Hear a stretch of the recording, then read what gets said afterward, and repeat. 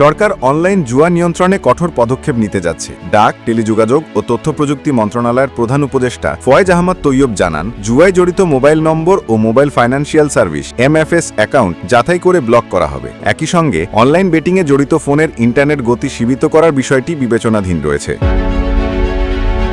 সোমবার ৪ নভেম্বর রাজধানীর আগারগাঁয়ে বাংলাদেশ টেলিযোগাযোগ নিয়ন্ত্রণ কমিশন (BTRC) সভাকক্ষে অনলাইন জুয়া প্রতিরোধে করণীয় শীর্ষক এক সভায় তিনি এসব কথা জানান। ফয়েজ আহমদ তৈয়ব জানান, BTRC ইতিমধ্যেই বিভিন্ন অনলাইন প্ল্যাটফর্মে সতর্কবার্তা পাঠানো শুরু করেছে। প্রাথমিকভাবে প্রায় ৫,০০০ MFS অ্যাকাউন্ট বন্ধ করা হয়েছে। সরকার একটি কমন ডেটাবেস তৈরির উদ্যোগ নিয়েছে, যেখানে সংশ্লিষ্ট সরকারি সংস্থা, প্ল্যাটফর্ম ও অপারেটরদের সমন্বয়ে তথ্য সংরক্ষণ ও নজরদারি হবে।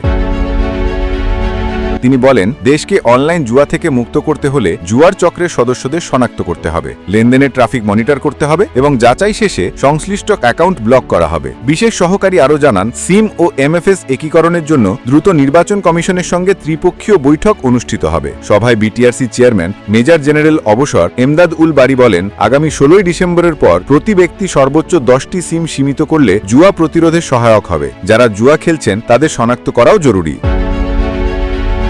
পেমেন্ট সিস্টেম এজেন্সির প্রতিনিধি জানিয়েছেন, সিম, মোবাইল নম্বর ও জাতীয় পরিচয়পত্র সমন্বয় করলে অনলাইন জুয়ার সমস্যা অনেকাংশে সমাধান করা সম্ভব। বিকাশের প্রতিনিধি জানিয়েছেন, জুয়ায় জড়িত থাকার অভিযোগে গত ২ সপ্তাহে ৩৯৭টি নম্বর বন্ধ করা হয়েছে এবং এখন ক্রলিং ইঞ্জিনের মাধ্যমে অনলাইন ট্র্যাকিং ব্যবস্থার উন্নয়ন চলছে।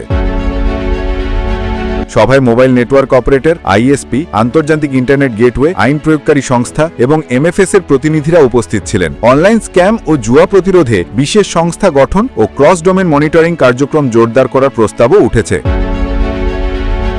নিউজ ডেস্ক, আজকের খবর ২৪ BD।